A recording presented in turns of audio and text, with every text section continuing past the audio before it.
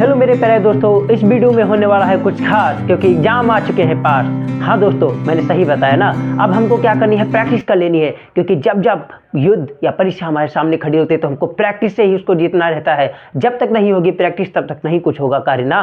तो दोस्तों अब इसमें हम करवाने वाले हैं आप लोगों को मोस्ट इंपॉर्टेंट क्वेश्चन की प्रैक्टिस, और प्रत्येक नंबर के जो 2 नंबर, 4 नंबर, 6 नंबर। तो ये जो क्वेश्चन होने वाला है दोस्तों वह 6 नंबर का होने वाला। कितने नंबर का? 6 नंबर का होने वाला है दोस्तों। तो 6 नंबर को बिल्कुल मिस ना करिएगा, लास्ट तक इस क्वेश्चन को अच्छी तरीके से देखिएगा। और ये इंपॉर्टेंट क्वेश्चन, यह इंपॉर्टेंट इसलिए इंपॉर्टेंट क्वेश्चन है, कई बार पूछा जा चुका है दोस्तों, और 6 नंबर का ज़्यादातर मोस्ट रिपीटेड क्वेश्चन भी रहा है। तो हम आप लोगों के लिए लेकर आए हैं इसमें 6 नंबर का क्वेश्चन। तो आप लोगों का हमारे चैनल पर बहुत बहुत स्वागत है दोस्तों। वह कुछ इस प्रकार से है दोस्तों, पढ़ लीजिएगा इस क्वेश्चन को। पहले सबसे पहले आप लोग पढ़िएगा इस क्वेश्चन को, और हम भी पढ़ रहे हैं इस क्वेश्चन को। देखते हैं भाई क्या है।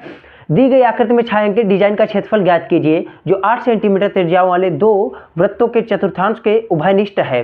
दोस्तों कुछ भी नहीं करना है इसमें दोस्तों, इतना सरल सवाल है, और केवल आपको 6 नंबर फ्री के मिलने वाले हैं दोस्तों। हाँ मैंने सही बताया ना दोस्तों, इतना जब प्रैक्टिस कर चुके हैं, जितनी भी वीडियोज हमने इससे वृत्तों से संबंधित रिलेटेड वीडियो बनाई है दोस्तों, वो आप समझ लीजिएगा, देखिएगा उसको, तो अच्छी तरीके से यह क्वेश्चन इतना ईजी लगेगा दोस्तों, क्योंकि हमने उस तरीके से ही बताया है। सबसे पहले देखिएगा, ये जो डैश पूरा साइडेड एरिया है, इसी को हमको क्या बताना है, क्षेत्रफल इसका बताना दोस्तों। तो बिल्कुल घबराने वाली बात नहीं है। हालांकि हमको ये कोई शेप तो फिक्स्ड शेप नहीं दिखाई दे रहा, लेकिन हमको ये तो पता है कि मिक्स्ड शेप है। इसमें से हमको जो छायांकित भाग है इसका केवल एरिया निकालना है दोस्तों। चलिए अब हम शुरू करते हैं इसको, फटाक से कैसे निकालते हैं इसका भाई एरिया। दोस्तों आइएगा, देखिएगा, और क्या करिएगा, नोट करना बिल्कुल ना भूलिए दोस्तों। मैं गारंटी दे रहा हूँ, सवाल को नोट करिएगा, प्रैक्टिस करिएगा, इससे कई सवाल आपके बनते हैं जाके। ठीक है दोस्तों, जब हम कोई बड़ा कार्य करके जाते हैं ना, जब कुछ बड़ा कार्य करते हैं उसके साथ साथ में छोटा कार्य ऑटोमेटिक हुआ करता है ना दोस्तों। तो इसको नोट करिएगा दोस्तों। और यहाँ पे हम कर रहे हैं सॉल्व। यहाँ पे थोड़ा ज़्यादा डिजाइन वगैरह बना के दे दिए हैं चित्र वाले। यहाँ पे हम थोड़ा अपना एक निजी चित्र बना लेते हैं अच्छा वाला, ताकि आप लोगों को हम समझा सके कि यह कार्य कैसे किया जा सकता है दोस्तों। देखते हैं यहाँ पे भाई, ये हमारा कुछ है, चारों तरफ का हमने 8 सेंटीमीटर एक वर्ग बना लिया दोस्तों। इसका नामकरण भी कर दिया ABCD। ठीक है दोस्तों, अब हम यहाँ पे क्या करने वाले हैं, कुछ इस प्रकार से, ये इसमें इसका विकर्ण डायगोनल सेट करते हैं दोस्तों। ये हमारा हो गया, ठीक है, ये इसका विकर्ण हो गया। हम देख पा रहे हैं कि दोस्तों यह विकर्ण के इधर का जो एरिया है इस प्रकार से, और इतना ही इधर का एरिया है दोस्तों। ठीक है, तो यहाँ पे हम समझ गए हैं इस फिगर को अच्छी तरीके से ना। तो यानी कि ये जो हम पार्ट हमारा है इसका हमको एरिया बताना है। और समझ लीजिएगा दोस्तों, यह जो एरिया है इस डिजाइन का आधा पार्ट ही है। यह जो एरिया है इस डिजाइन का क्या है दोस्तों, आधा पार्ट है। इसमें देख लीजिएगा आप लोग, ये आधा पार्ट है यहाँ से। तो इसको हम जान पा रहे हैं, अच्छी तरीके से समझ पा रहे हैं दोस्तों। तो कोई दिक्कत वाली बात नहीं। अब इसको हम सॉल्व करने वाले हैं यहाँ पे भाई। चलो सॉल्व करते हैं, देखते हैं। यह जो है कुछ मिक्स्ड हमारा क्या लग रहा है, मिक्स्ड शेप इसमें लग रही है। एक तो हमको ये लग रहा है कि ABC जो है हमारा एक तरीके से, ये तो चतुर्भुज है, ये तो हमारा ABCD पूरा चतुर्भुज है। तो यहाँ से हम लेते हैं थोड़ा, ये कितने डिग्री का एंगल बना रहा है दोस्तों, 90 डिग्री का एंगल बना रहा है। तो ये 90 डिग्री का जब एंगल बना रहा है यहाँ पे कुछ इस प्रकार से दोस्तों, थोड़ा यहाँ पे नामकरण कर लिया जाए AECB। क्या AECB एक चतुर्थांश दिख रहा है दोस्तों?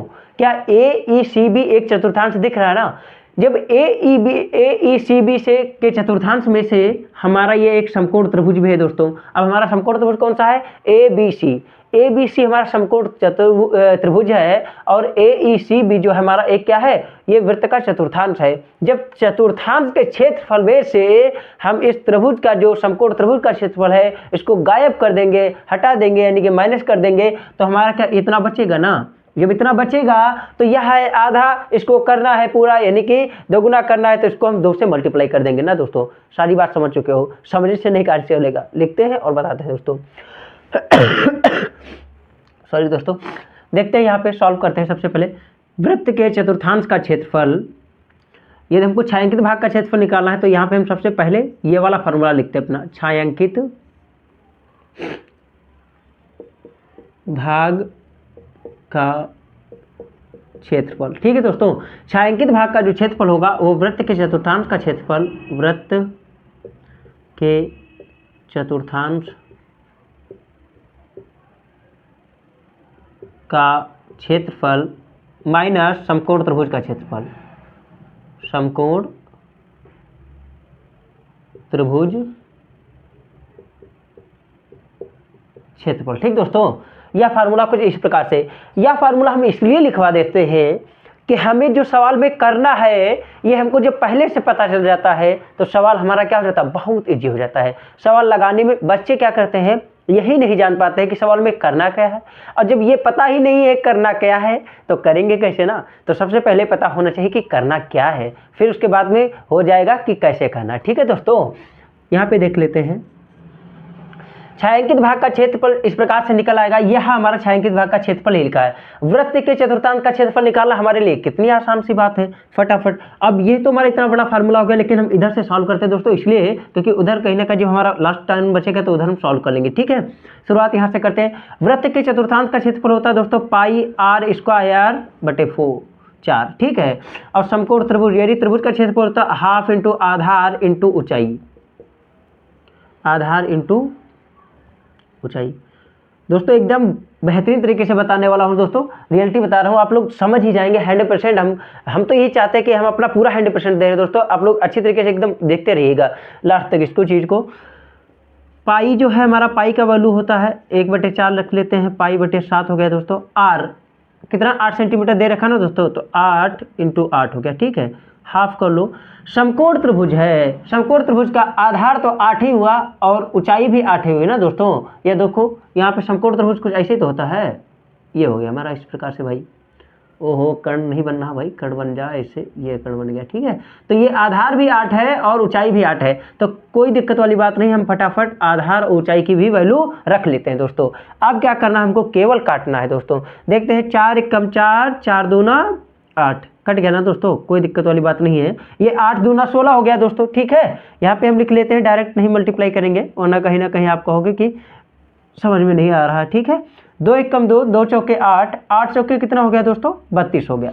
यानी कि यहाँ पे हम देख चुके हैं। अब इसको हमको केवल इतना सा सॉल्व करना है दोस्तों। कैसे सॉल्व करने हैं, 16 दूनी 32, 32 के 2, 16 दूनी 32, 32 के 2, हासिल लगा 3 दोस्तों। ठीक है, 16 दूनी 32, 32 3 कितना हो गया दोस्तों, 35 बटे कितना हो गया 7 माइनस 32। ठीक है दोस्तों, अब इसको थोड़ा हम इधर सॉल्व कर लेते हैं, वरना शायद यहाँ पे बोर्ड पे ना दिख रहा हो दोस्तों। ठीक है, इसके नीचे 1 मान लेते हैं और क्या करना है, इसकी मल्टीप्लाई कर लेना है, तिरछी 352 माइनस 7 दूनी 14 के 4, 7 दूनी 14 के 4, हासिल आया 1, 7 या 21, 21 और 1 कितना हो गया दोस्तों 22। ठीक है, यहाँ पे हमने इस प्रकार से किया और ये हमारा 2 में से 4 जाएगा नहीं, 12 में से 4 गया, 8 बचा यहाँ पे, 4 में से 2 गया, 2 बचेगा दोस्तों, और ये 3 में से 2 जाएगा, 1 ही बचेगा। ठीक है, 7।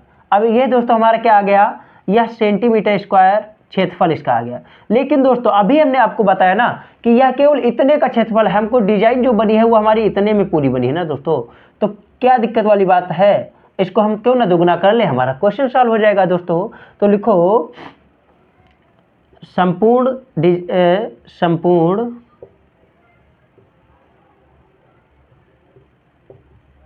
डिजाइन भाग का क्षेत्रफल कितना हो जाएगा दोस्तों, 128/7। इसको मल्टीप्लाई करना है हमको कितने से, 2 से। ठीक है, तो 2 से हम यहाँ पे क्या करा दिए हैं, गुणा।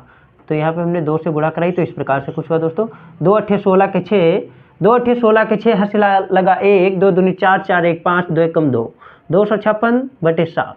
ठीक है दोस्तों, यह बात अच्छी तरीके से समझ में आई होगी और हमें लगता उम्मीद है कि यह क्वेश्चन भी आपको बहुत ही अच्छी तरीके से समझ में आया होगा। अब नेक्स्ट क्वेश्चन और नेक्स्ट वीडियो पाने के लिए दोस्तों इस चैनल को फटाफट सब्सक्राइब कर ले। और यह क्वेश्चन यदि दिल से बता रहे हो ना, यदि यह क्वेश्चन अच्छी तरीके से समझ में आया दोस्तों तो बिना लाइक किए ना जाइएगा। और अब मिलते हैं नेक्स्ट वीडियो में दोस्तों, टेक केयर, अपने स्वास्थ्य का ध्यान रखें।